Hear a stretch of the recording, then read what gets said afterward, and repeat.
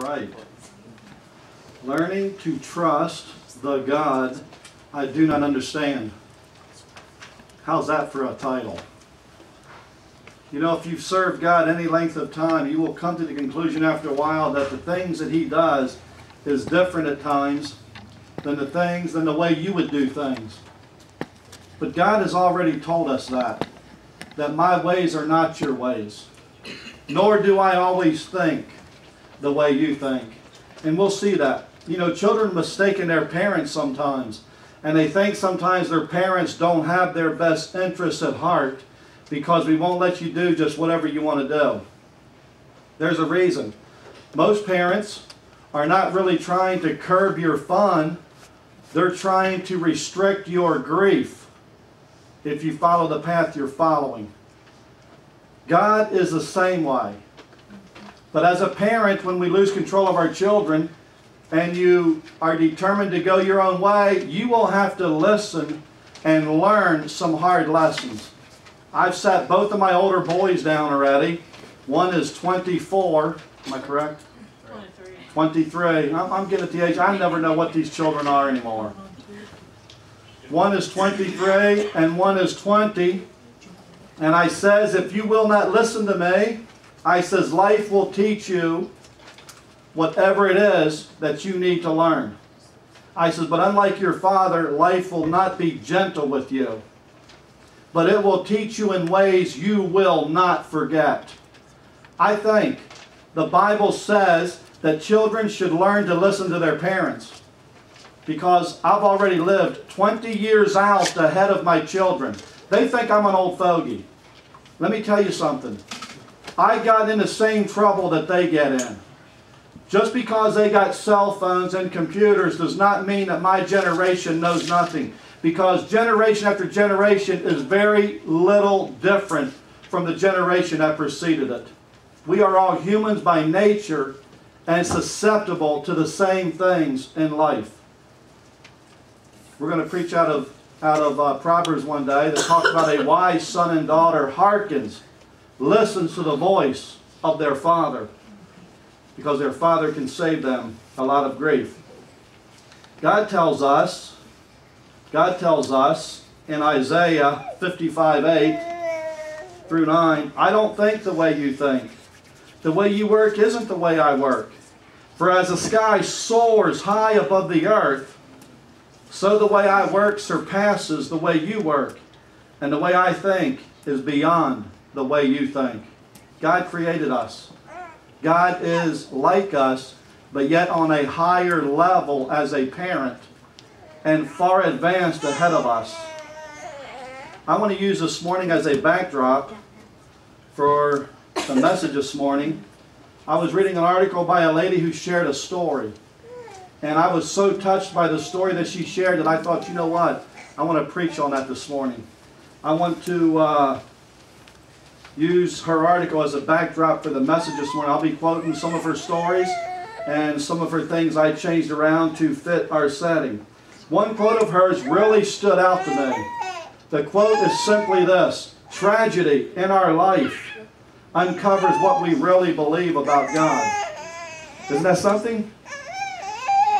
Tragedy will determine what your belief in God really is. You'll see one person go through tragedy and it'll hit them and they'll come up and become stronger. You will see another person go through tragedy and never recover.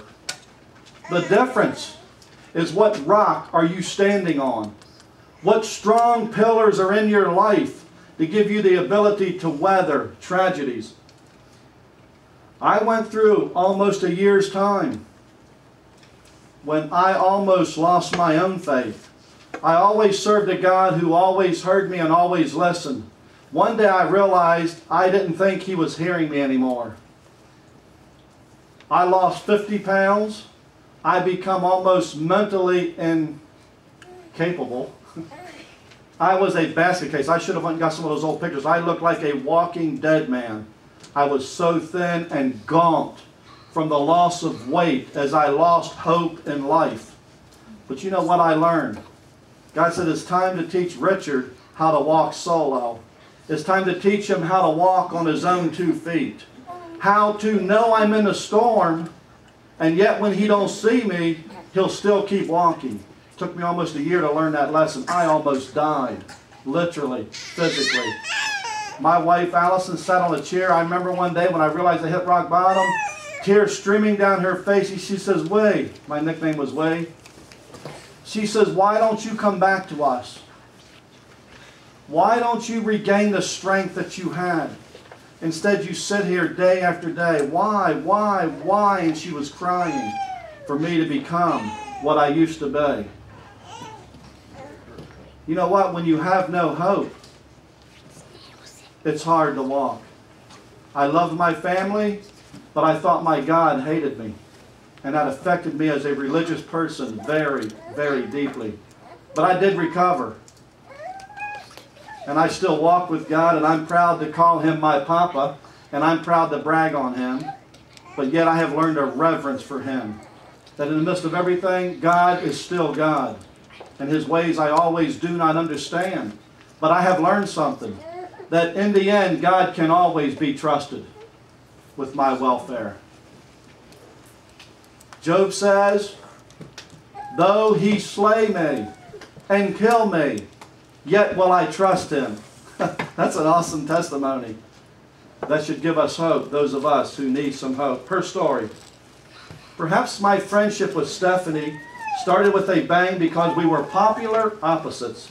I was touchy-touchy, she was to the point. I was hyper, she was calm. Stephanie and I went just about every place together. I was her Lamaze coach. She held my hand during my husband's surgery. My daughter and her youngest son were only a few months apart. It was not unusual for us to change diapers or to clean up after each other's children. We were sisters joined not only by a human bloodline, but by the Spirit of God. One Sunday in March, I was feeding my daughter when the phone rang. Matthew, Stephanie's 16-month-old son, had just drowned in their backyard. I couldn't speak for a while when she told me this. I could only moan and sob with her. The rest of the day and the weeks that followed were like we were in a dream and a trance and in a fog. The trip to the hospital where little Matthew was pronounced dead. The memorial service and both our families camping a few months later, trying to put this tragedy behind us. Throughout this season, I searched for meaning and tried to make sense out of what I considered senseless. When I finally tried to summarize my feelings, I was surprised to find out that I felt betrayed by God. I believed that God was my best friend, yet it seemed He had stabbed me and my friend Stephanie in the back. How could He allow this tragedy to happen to such good people, His people? Who was this God that I've worshipped each Sunday and prayed to and visited with all week long? One day as I was complaining to God and telling Him that I do not know Him anymore, and who are you? She says, God very quietly whispered to my heart, and He says, the God that you had been worshiping was not me. How do you like that? Out of her tragedy, God spoke. He says, the reason you're struggling is the God that you have spent a lifetime serving is not really the God that I am.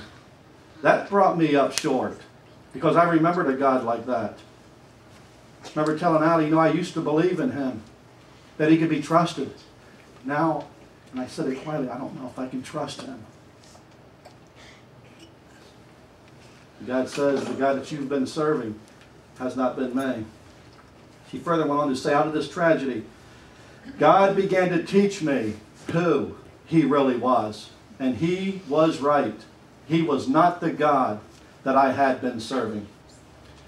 We, as well as this Lynn and Stephanie, need to start learning to trust a God who chooses to do things His own way. When it's all said and done, God is God. God is God when it's all said and done. He will not at times change His hearts for our human needs. He wants to